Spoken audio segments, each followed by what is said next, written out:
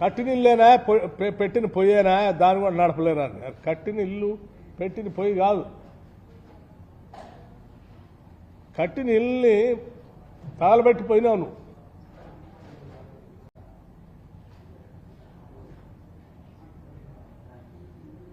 Current యాదాద్రిని మొదలు పెడితే అట వీళ్ళు ముందు నడిపించిన FIRSలో అదే నేనుంటే ఎప్పటికల్లా తెచ్చేసేవాడిని అన్న. యాదాద్రి ఎప్పుడు మొదలు పెట్టారు మీరు? నేను లెక్కలతో సహా ఎందుకు అసలు ఆలస్యమైంది, ఎవరి వల్ల ఆలస్యమైంది కూడా డేట్లతో సహా నేను మీ ద్వారా రాష్ట్ర ప్రజలకి దేశానికి కూడా తెలియజెప్పాలనుకుంటున్నా. మీరు యాదాద్రి పవర్ ప్రాజెక్ట్ని పెట్టిన స్థలమే 359, 360 కిలోమీటర్ల పైబడి థర్మల్ అంటే కోల్ దొరికే ప్రదేశం నుంచి దూరంగా పెట్టారు. అదే తప్పని చాలామంది చెప్పారు. కోల్ ట్రాన్స్పోర్టేషన్కి విపరీతంగా కాస్ట్ పెరుగుతుంది. పోనీ పెట్టిన దాన్నైనా మీరు ఏమైనా కంప్లీట్ చేశారా అంటే మీరు ఎన్విరాన్మెంటల్ క్లియరెన్స్ తీసుకోవటానికి కేంద్ర ప్రభుత్వానికి మీరు 50% ఇంపోర్టెడ్ 50% డొమెస్టిక్ కోల్ ఇస్తా అని చెప్పి దాంతో పెడుతున్నామని ఆ స్టాండర్డ్స్లో పర్మిషన్ కోసం అప్లై చేస్తాం. ఆడ పబ్లిక్ హియరింగ్ కూడా చేసి 50% డొమెస్టిక్ 50% ఇంపోర్టెడ్ కోలు, ఆ కోల్తో ఉండేటువంటి ఎన్విరాన్మెంటల్ ప్రాబ్లం సరిపోయేటట్టుగా సమావేశం పెట్టి దాన్ని సబ్మిట్ చేసి మీరు నేను ఎన్విరాన్మెంట్ క్లియరెన్స్ తెచ్చామని చెప్పారు. ఏమైంది దీన్ని? పోనీ అట్లాగే మరి 50% ఇంపోర్టెడ్ కోల్తో 50% స్థానిక కోల్తో మరి ఇండిజినియస్ కోల్తో నడుపుతున్నట్టు లేదు, మొత్తాన్ని 100% ఇండిజినియస్ కోల్గా పర్మిషన్ వచ్చిన తర్వాత మీరు మార్చేశారు. బాధ్యత గల ప్రభుత్వం, రాష్ట్ర ప్రభుత్వం కేంద్ర ప్రభుత్వానికి ఎన్విరాన్మెంట్ క్లియరెన్స్ కోసం అప్లై చేసేటప్పుడు ఎవడైనా అబద్ధాలు చెప్తాడా? వాళ్ళు చెప్పామనుకో మరి దానికైనా స్టిక్ అయి ఉండి ఆ 50% ఇంపోర్టెడ్ కోల్ను వాడాలి కదా.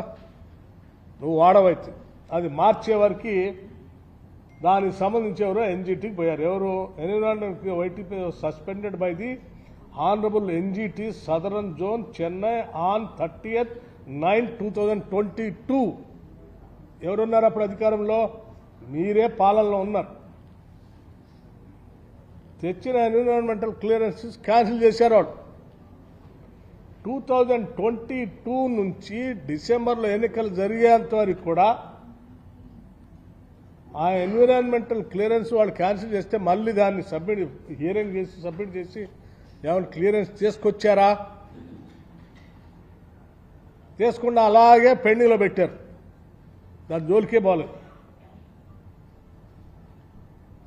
నువ్వు దాని జోలికి పోకుండా ఎన్విరాన్మెంట్ క్లియరెన్స్ తెచ్చుకోలేకపోవటం వల్ల డిలే అయిపోయాది. డిలే అయితే దాని ఖర్చు తడిసి మోపడైపోయాయి. తెలంగాణ రాష్ట్ర ప్రజలు అసలే కోల్ ట్రాన్స్పోర్టేషన్ చాలా దూరంగా ఉంటే నువ్వు ఎక్కడో పెడితే దాన్ని మోయలేక, ఆ భారాన్ని మోయలేక సస్తా ఉంటే దానితోడు ఇదైపోయింది. దీన్ని మీరు ఇలా గాలికి వదిలేసిపోతే మేము అధికారంలో రాగానే ఇది చాలా వేల కోట్లు పెట్టి తెచ్చి మరి అప్పు పెట్టి చేస్తా ఉన్నారు. దీన్ని ఎమ్మటే సరి చేయకపోతే ప్రమాదం ఇంకా భారం పడుతుందేమని చెప్పి ఆలోచనతో మేము అధికారంలోకి వచ్చిన మొదటి 3 నెలల్లోని వెంటనే దాని మీద రివ్యూ చేసి